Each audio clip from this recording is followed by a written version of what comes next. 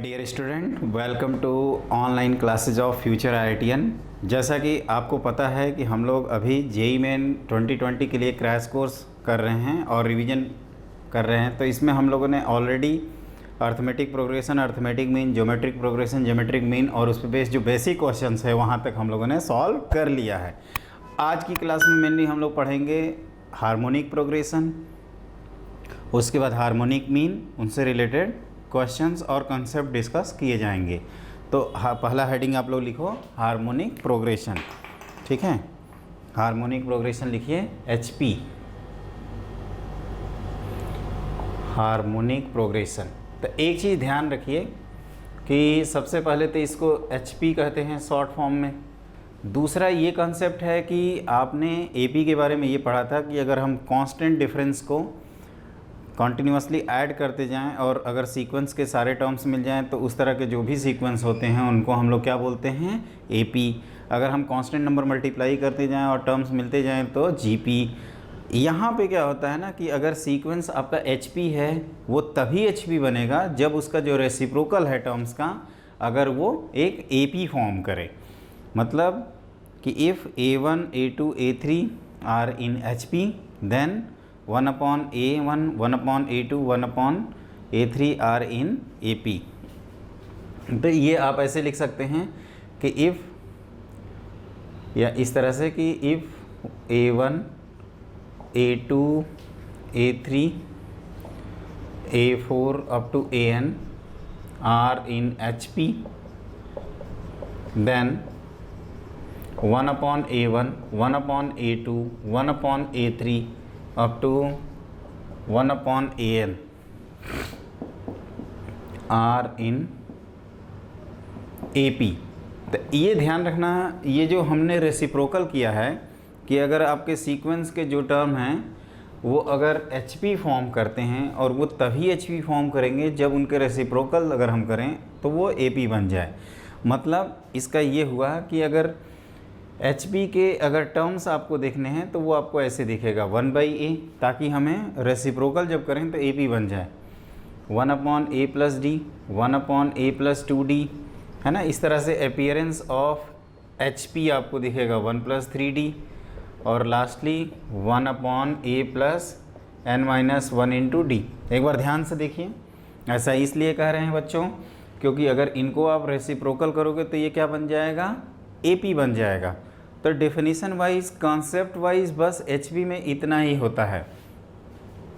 HP में क्या होता है कि अगर हमें HP गिवन है तो हम अगर टर्म्स को रेसिप्रोकल कर दें तो वो AP बन जाता है। और AP में बहुत सारी प्रॉपर्टीज आप पढ़े रहते हैं, जैसे आप फर्स्ट और लास्ट का जो सम है वो सेकंड और सेकंड लास्ट के सम के इक्वल होता है वगैरह, बहुत सारी प्रॉपर्टी पढ़े हैं। तो उन सारे कॉन्सेप्ट को अप्लाई कर देते हैं।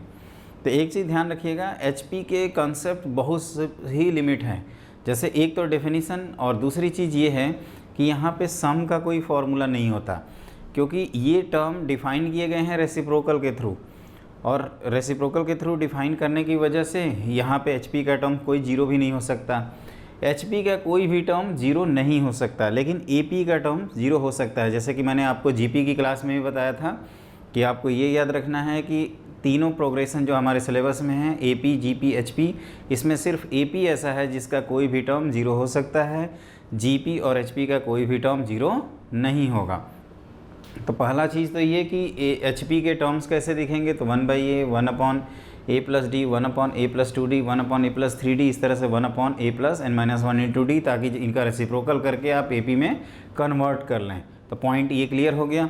अगला पॉइंट ये है कि अगर तीन नंबर्स की बात करें, if A, B, C are in HP, जो आपको हमेशा याद भी रखना है, तो this implies 1/A, 1/B, 1/C are in किस में होंगे बताओ, HP से पहुँचेंगे AP, और AP में हम लोग जानते हैं कि 1/B माइनस 1/A की वैल्यू जो है 1/C माइनस 1/B के इक्वल होगी।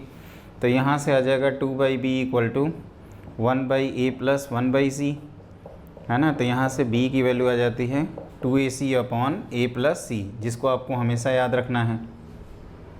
एक चीज़ और ध्यान रखिए, अगर आप यहाँ LCM लोगे तो A - B/AB equal to B - C/BC, तो b और b कैंसिल हो जाएंगे और यहाँ से आ जाएगा a minus B upon B minus C की वैल्यू a बाई सी के इक्वल। तो HP के लिए ये दो कंडीशन है, either a minus B upon B minus C की वैल्यू a बाई सी के इक्वल कर दीजिए या आप b की value 2ac upon a plus C कर दीजिए। तो ये आपको याद रखना है, इसको भूलना नहीं है। भूलोगे नहीं ना? नहीं ना भूलोगे तुम लोग? याद रहेगा पक्का? मेरे ख्याल से आप सबको याद रहेगा ना, तो मैं मान के चलूँ तो एक बार तीनों को समराइज़ कर लेते हैं, AP, GP और HP को। क्लियर?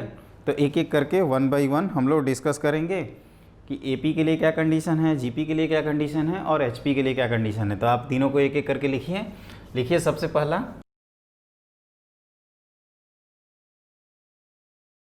तो आपको ये ध्यान रखना है कि अगर ABC आपके AP फॉर्म करते हैं, if ABC are in AP, है ना, AP मतलब arithmetic progression, this implies B equal to A plus C upon 2।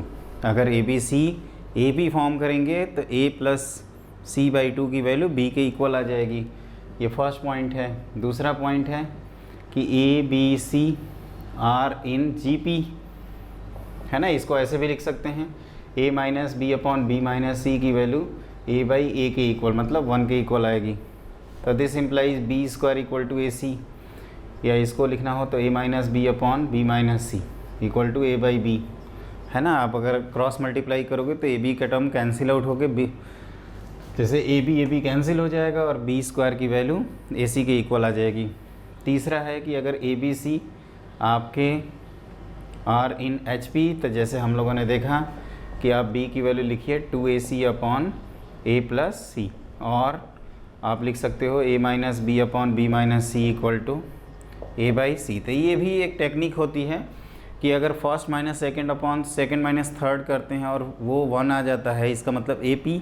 अगर first minus second upon second minus third करते हैं, वो A बाई A की जगह A बाई B आ जाता है, तो GP। और first minus second upon A minus B upon B minus C A by C के इक्वल आ जाता है, तो ABC आर इन HP। ठीक है ना। तो यहाँ तक हम लोगों ने पढ़ लिया।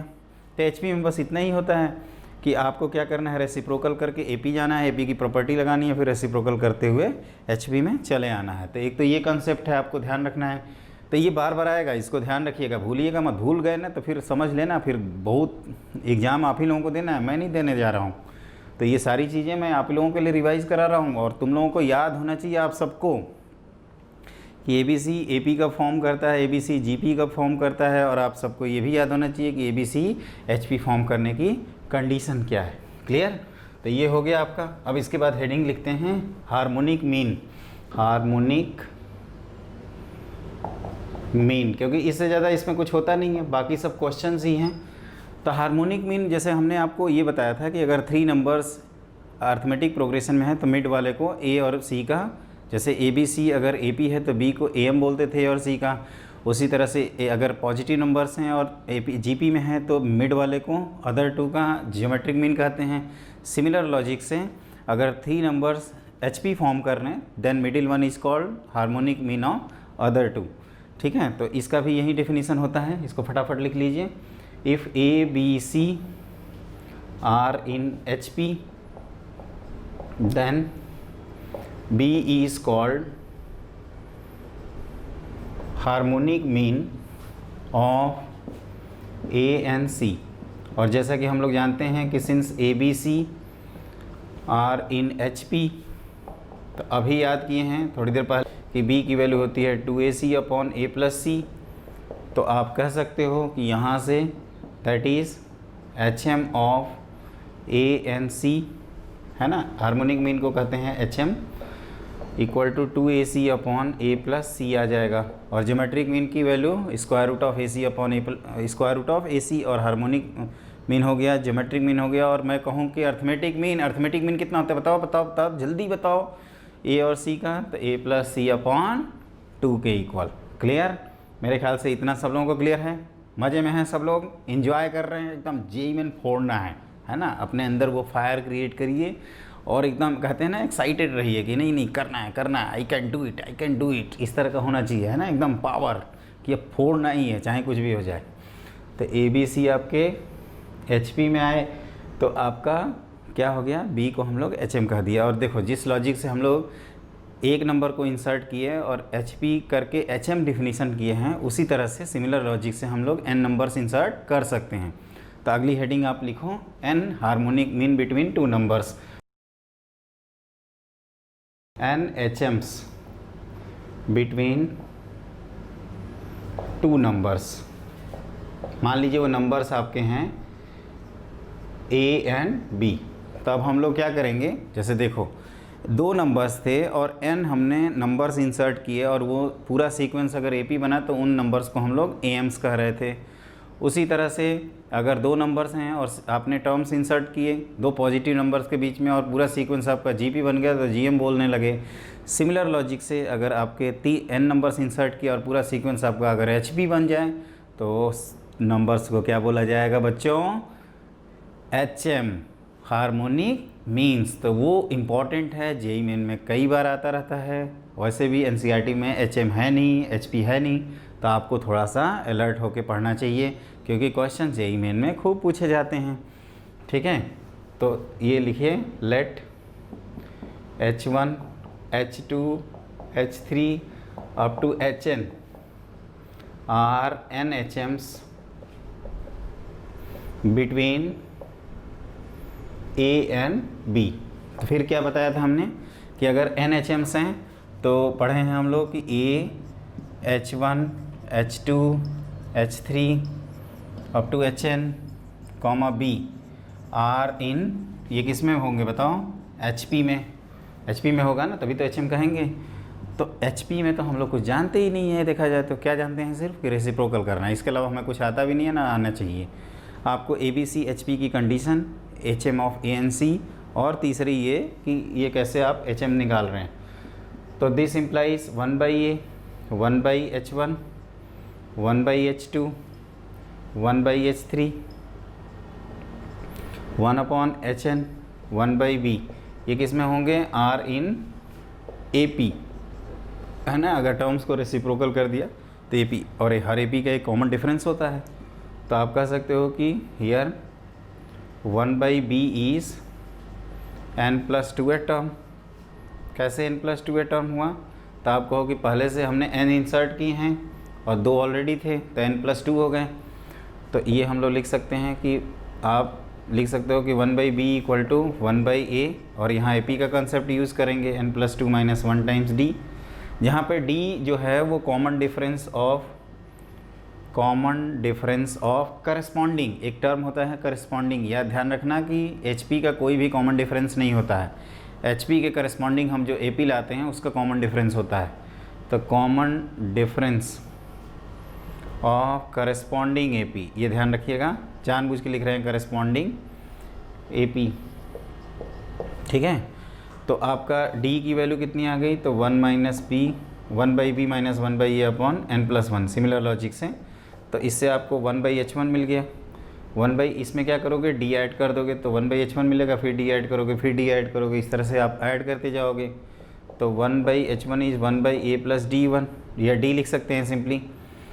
तो ये 1/H2 कितना हो जाएगा, तो 1/A + 2D, और सिमिलर लॉजिक से आप सबको लिखते जाएंगे, 1/HN को लिख देंगे 1/A + n टाइम्स D। एक चीज़ ध्यान रखना कि जैसे हम 1/H1 लिखे हैं तो आप यहाँ से H1 की वैल्यू निकाल सकते हैं, 1/H2 1/A + 2D लिखे हैं तो यहाँ से आप H2 निकाल सकते हैं, 1/HN equal to 1/A + n times D लिखे हैं तो फाइनली आप HN की वैल्यू निकाल सकते हैं। तो इस मेथड से हम लोग harmonic means H1 H2 H3 up to HN की सबकी वैल्यू निकाल सकते हैं, A to Z, जितने आप पूछा चाहें, 20 20 harmonic mean, 30 harmonic mean, 40 harmonic mean, आप किसी की वैल्यू निकाल सकते हो। क्लियर, तो ये आपको पता चल गया, सिमिलर लॉजिक से है, जैसे आपने AP पढ़ा, GP पढ़ा, उसी लॉजिक से HP पढ़ रहे हैं। क्लियर, यहाँ तक आई होप सबको क्लियर है। अब हम लोग क्या करते हैं कि ये जो 1/H1 1/H2 1/H3 आया है, इन सब का सम किया जाए। तो summation of 1/H of R, है ना, R वेरी फ्रॉम सिग्मा के बारे में जिनको कॉन्सेप्ट क्लियर नहीं होगा वो नेक्स्ट क्लास अपना सिग्मा से ही रिलेटेड है, तो आप उसको ज़रूर देखें। तो ये हो जाएगा 1/A 1/A 1/A, इस तरह के n टर्म हैं, तो दिस इज़ n/A, है ना। और आप D कॉमन लोगे तो 1 से लेकर ये आएगा 1 + 2 + 3 से लेकर n तक का सम, ठीक है। तो ये हो जाएगा n बाई ए प्लस ये d की जगह 1 by B minus 1 by A upon n plus 1, और इसको लिखेंगे n into n plus 1 upon 2। ठीक है। तो इसको आप अगर कैलकुलेशन करते हैं तो ये कुछ ऐसे आ जाएगा, आप चेक करना इसको 2ab अपॉन ए प्लस बी। और ध्यान रखना 2ab अपॉन ए प्लस बी के बारे में क्या बताया था मैं, क्या बोल रहा था अभी, चिल्ला चिल्ला के बोल रहा था ना कि a और c का अर्थमेटिक मीन है a plus C by 2, a और c का ज्योमेट्रिक मीन है रूट ac, और a और c का हार्मोनिक मीन है 2ac अपॉन a प्लस सी। भूलिएगा मत, मुझे मालूम है सब लोग भूल जाते हो ना, पक्का भूल जाते हो, भूलना नहीं है वो, आपको हमेशा कीप इट अप है ना, लगे रहना है। तो n अपॉन 2ab अपॉन ए प्लस बी। तो इससे हम लोगों को एक कंक्लूजन मिला, कंक्लूजन ये मिला कि अगर हम am का सम निकाल रहे हैं, am का सम निकाला है हमने, तो फिर n times arithmetic mean of a and b, geometric mean में geometric mean to the power n, और हार्मोनिक मीन में सम ऑफ रेसिप्रोकल मिल गया n upon hm of a and b। ठीक है। अब इसके बाद क्वेश्चंस करते हैं। ठीक है ना, ये कैसे किया गया पूरा स्टेप क्लियर है, एक बार रिकॉल करा दें। सबसे पहला स्टेप n नंबर्स आपने माने, दूसरा स्टेप उनको HP कंफर्म कराया, रेसिप्रोकल किया, उस AP बना तो कॉमन डिफरेंस आया, उसकी वैल्यू निकाला, 1/h1 1/h2 सबकी वैल्यू निकाला। अगर वैल्यू निकालनी होगी तो रेसिप्रोकल करेंगे, रेसिप्रोकल करने के बाद आपको सारी वैल्यूज़ मिल जाएंगी और रेसिप्रोकल का सम भी निकल जाएगा। क्लियर। तो अब हम लोग आगे बढ़ते हैं और कुछ क्वेश्चंस करते हैं।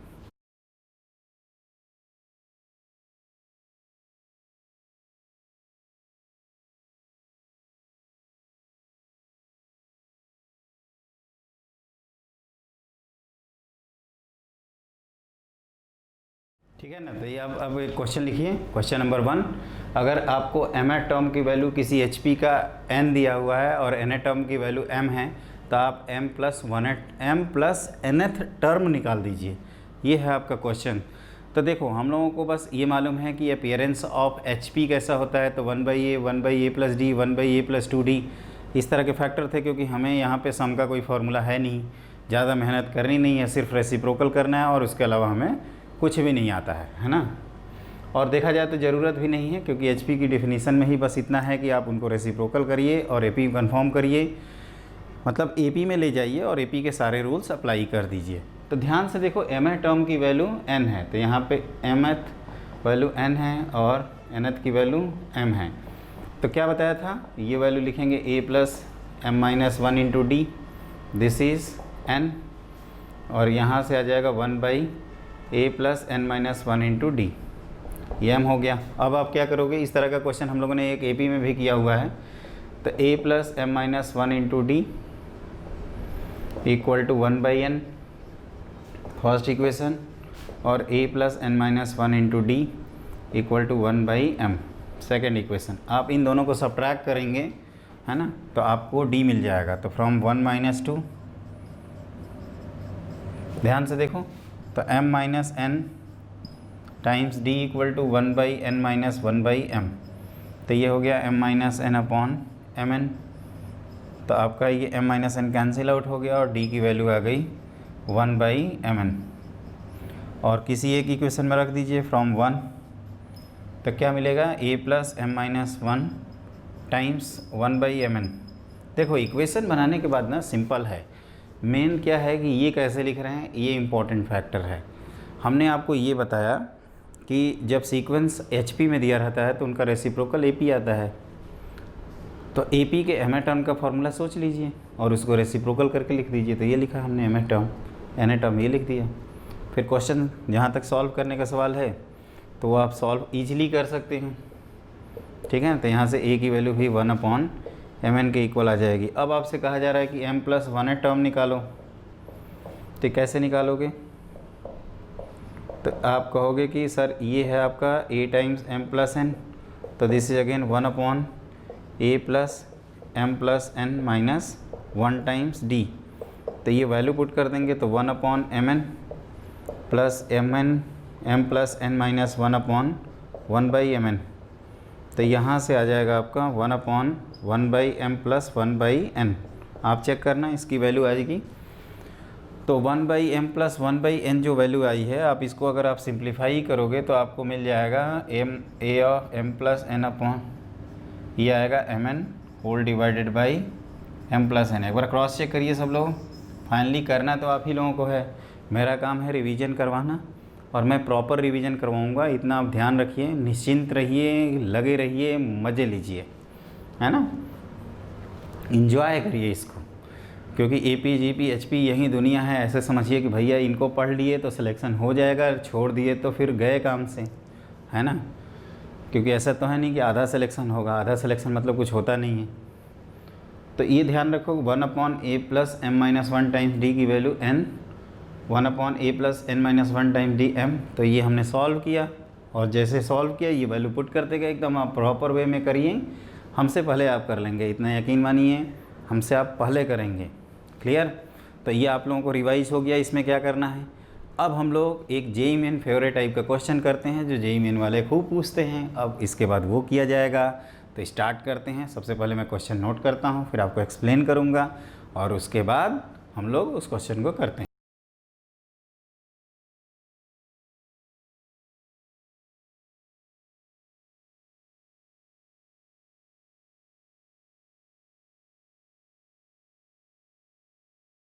क्वेश्चन ये है कि अगर A1 A2 A3 up to AN आपके HP फॉर्म कर रहे हैं, तो आप ये प्रूव करो कि A1 A2 + A2 A3 + A3 A4 इन सब की जो वैल्यू है, इन सब का summation n-1 time A1 × AN है। तो देखिए बच्चों, ऐसे क्वेश्चंस करने का मैंने क्या तरीका बताया था कि जब भी HP से रिलेटेड कोई क्वेश्चन आपके सामने आए, आप उन टर्म्स का रेसिप्रोकल कर देना। उससे क्या होगा कि हमारा जो HP का सीक्वेंस है वो AP में चला जाएगा, और AP में जैसे जाएगा तो AP के बारे में आप सब कुछ जानते हैं, तो उसको आप अप्लाई कर सकते हैं और आपका क्वेश्चन इजीली सॉल्व भी हो जाएगा। तो देखिए, since A1 A2 A3 up to AN are in HP, तो हमने क्या बताया था कि रेसिप्रोकल किया जाएगा। तो 1/A1 1/A2 1/A3 up to 1/AN are in AP। तो देखो ध्यान से, यहाँ तक पहुँचेंगे कैसे। तो हमें मालूम है कि A1 A2 से रिलेटेड करने का जो टर्म है और A2 A3 से, तो इनका कॉमन डिफरेंस सेम आता है। तो 1/A2 - 1/A1 की वैल्यू आप लिखोगे D, और वहीं आपका हो जाएगा 1/A3 - 1/A2 equal to 1/A4 - 1/A3। इस तरह से आप सबकी वैल्यू इजीली लिख सकते हैं, 1/A of n - 1/A of n - 1। तो देखो यहाँ से क्या मिलेगा, अगर आप इनको सिंप्लीफाई करेंगे तो आप यहाँ पाएंगे A1 - A2 upon A1 A2 equal to D। लेकिन हमें तो A1 A2 चाहिए, हमें तो A1 A2 चाहिए। तो A1 A2 की वैल्यू क्या आ जाएगी आपकी, A1 - A2 अपॉन D। तो आपने कुछ रियलाइज़ किया, A1 - A2/D, जैसे A1 A2 लिखे हैं, है ना, उसी लॉजिक से आप A2 A3 की वैल्यू लिख सकते हैं, A2 - A3 whole divided by D। A3 A4 लिख सकते हैं, A3 - A4 whole divided by D लिख सकते हो ना। इस लॉजिक से आप सबको लिख सकते हैं, जैसे A of n - 1 into AN को भी लिख सकते हो। क्या लिखोगे, बताओ बताओ क्या लिखोगे। तो A of n - 1 of minus AN। हमारी बातों को आप बुरा मत मानिए, ऐसे ही हम कभी कभी मजाक कर देते हैं, मजाक करने की आदत है। एंजॉय करते रहिए, एंजॉय करिए, पढ़ाई करिए और सिलेक्शन लीजिए। और क्या चाहिए, टाइम तो मिल ही गया है। अब तो चाहे तो आप फोड़ सकते हैं पूरा एग्ज़ाम, एकदम शुरू से लेकर लास्ट तक, है ना। तीनों सब्जेक्ट की प्रॉपर बैलेंसिंग के साथ करिए और लगे रहिए, कीप इट अप, है ना। ए ऑफ क्या लिखा जाएगा, तो ये हो जाएगा D। तो अब क्या करेंगे, जो वैल्यूज़ हैं उनको पुट कर दी जाएगी। क्वेश्चन तो आई होप सब लोगों ने नोट कर ही लिया होगा, है ना। तो इस क्वेश्चन को हटा देते हैं अब। तो इसके बाद क्या है, ध्यान से देखो। तो अब क्या करना है, तो ये A1 A2 + A2 A3 + A3 A4 इन सब की अगर वैल्यू हम लोग लिखें AN - 1 इंटू AN की, तो ये हम लोगों को मिलेगा A1 - A2 upon D plus A2 - A3 upon D plus A3 - A4 upon D, और लास्ट में A N minus one minus A N upon D, है ना। क्लियर? अगर नहीं दिख रहा है तो मैं एक बार और लिख देता हूँ, ध्यान दीजिएगा। जैसे ये इस तरह से हो गया A N minus one minus A N upon D. तो आपको कुछ रियलाइज़ हुआ होगा। क्या रियलाइज़ हुआ बच्चों? क्या रियलाइज़ हुआ? कुछ कैंसिल वैंसिल हुआ? तो देखो कैंसिल हो रहा है, ए टू कैंसिल आउट हो गया, ये आपस में कैंसिल आउट हो गया। बचेंगे कौन? ए वन और ए एन, बाकी को साफ कर देते हैं, है ना, अपॉन डी। लेकिन हमें तो आंसर लाना था n minus one times A one into A N. अब हम लोग ए एन और ए वन को रिलेट करेंगे, तो वो कैसे होगा? तो देखिए ध्यान से, सिंस ये जो है ये आपका एन ए टर्म था ए पी का, तो 1/an की वैल्यू जानते हैं 1/a1 plus n minus one times D, ठीक है। तो यहाँ पे आप एलसीएम लोगे तो a1 minus A N upon a1 into A N की वैल्यू आ जाएगी n minus one times D, है ना। तो आप जब इसको रियलाइज़ करेंगे, यहाँ से जब ये a1 minus A N upon D की वैल्यू निकालोगे तो ये आ जाएगा n minus one times a1 into A N. याद रखना जेई मेन वाले भी बहुत स्पेशल हैं, वो इस पे क्वेश्चन पूछ चुके हैं n की वैल्यू 15 देते हुए, तो ऑलरेडी 14 टाइम्स दी। लेकिन आपको इस तरह का एक जनरल फॉर्मेट पता होगा तभी आप क्वेश्चन कर पाएंगे, नहीं तो वहाँ पे क्या करेंगे, फिर क्वेश्चन नहीं होगा आपसे कुल मिला के, है ना। तो ये ध्यान रखिएगा। आपको a1 माइनस जैसे a1 a2 a3 ये HP फॉर्म कर रहा था, तो उनका जो रेसिप्रोकल था वो AP में गया और AP के सारे रूल्स हम लोग अप्लाई कर दिए। तो ठीक है बच्चों, आगे बढ़ा जाएं, परमिशन ग्रांटेड, बढ़ जाऊं, अगला क्वेश्चन करते हैं।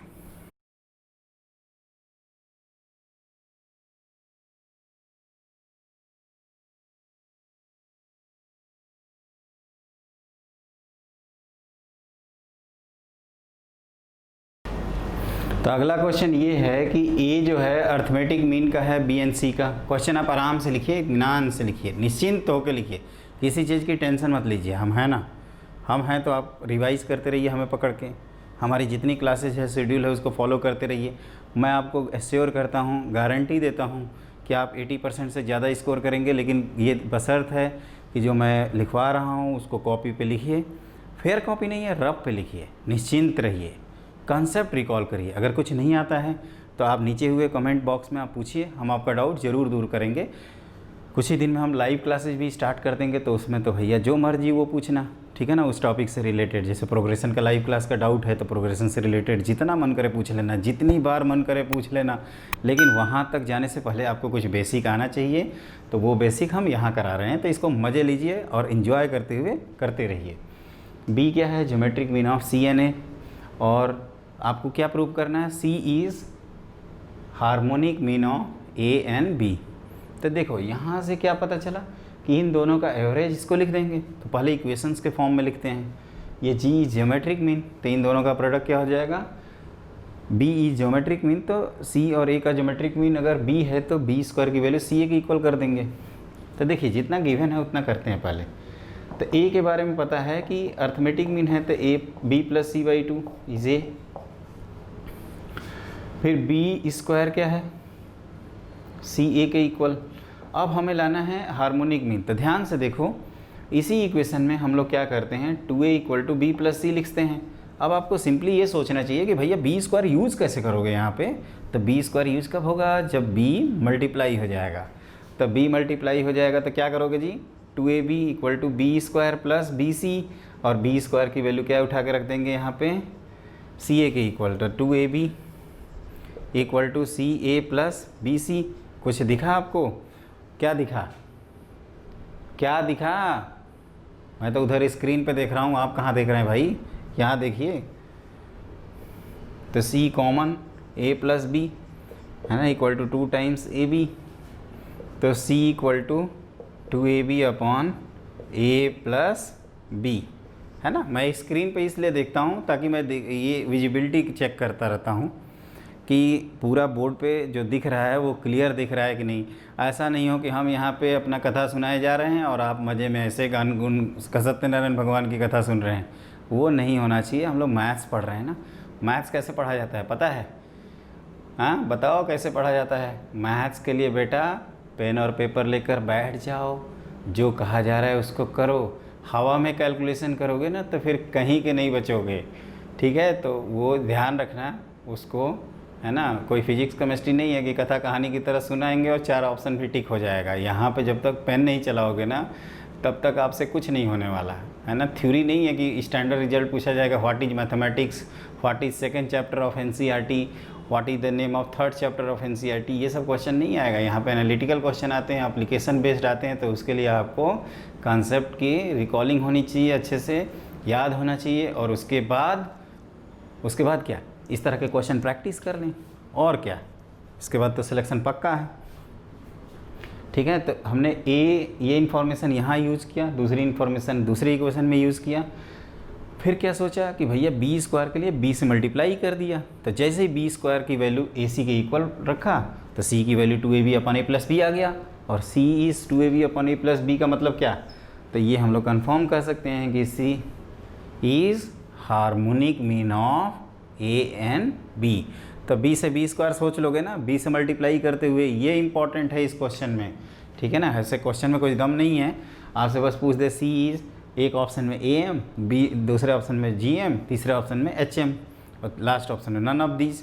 तो इस तरह का ऑब्जेक्टिव क्वेश्चन में आएगा, हम उसका एक पार्ट करा दे रहे हैं। तो ओके, मेरी तरफ से क्वेश्चन डन, आप भी डन करिए, आगे बढ़िए।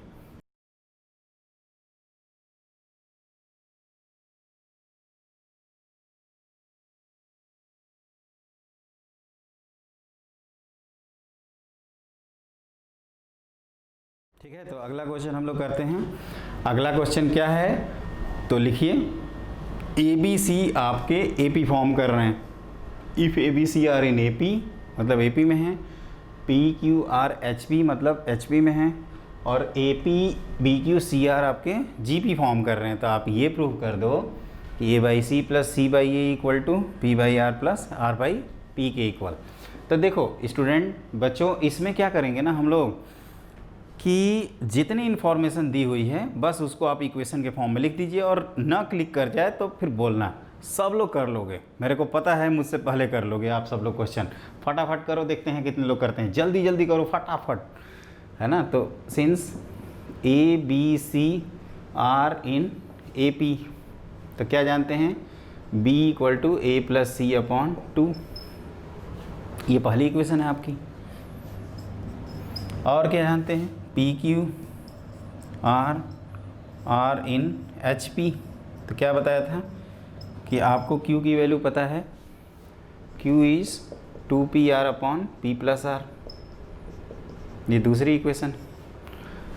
ऑल्सो ये भी एक इन्फॉर्मेशन दिया है कि ए पी बी क्यू और सी आर इन जी पी। तो क्या जानते हो जी पी के बारे में, ये जी पी लिखा हूँ। जी पी के बारे में हम लोग ये जानते हैं कि जो मिडिल टर्म का स्क्वायर है बी क्यू का whole square, this is A P multiplied by C times R, ठीक है, क्लियर है। अब देखो यहाँ के बाद एग्ज़ाम में तो ये ऑप्शन में दिया रहेगा, तो कैसे पता चलेगा। तो सब्जेक्टिव क्वेश्चन इसीलिए कराता हूँ ताकि आपको अप्रोच का पता चले कि क्या है, कैसे है, क्या गिवन है, कहाँ तक जाना है, कैसे अप्रोच करना है। तो यहाँ पे क्या है ना कि जो ए और सी में रिलेशन है और इधर पी और आर में रिलेशन है, मतलब बी और क्यू भाई सब लोग मेहमान हैं, उनको गायब करते हैं, है ना। जितना जल्दी गायब करेंगे उतना जल्दी ए और सी में रिलेशन आएगा। ये बी और क्यू दिख कहाँ रहे हैं, तो कहो कि एक यहाँ दिख रहे हैं, दूसरा यहाँ दिख रहे हैं, फिर इनको उठा के यहाँ पटक दो और क्या। तो b की वैल्यू आपने लिखा a प्लस सी अपॉन 2, और q की वैल्यू क्या हो गई, q कहाँ है जी, यहाँ पे, तो 2pr upon p plus R का whole square, this is equal to A P या A C into P R, है ना। एक जगह कलेक्ट कर लेते हैं, ए सी की फौज एक तरफ, पी आर की फौज दूसरी तरफ, तो ये 2 कैंसिल हो गया, एक पी आर कैंसिल हो रहा है। तो आप पाओगे कि A plus C whole square whole divided by A C equal to P plus Q, sorry P plus R whole square whole divided by P R. तो अब मेहनत कर सकते हो। आई होप क्वेश्चन सब लोगों ने कर लिया होगा। तो बस परफेक्ट स्क्वायर ओपन करिए और आंसर लाइए, है ना। एचपी में बस इतना ही है, तो एचपी को जल्दी जल्दी निपटाते हैं।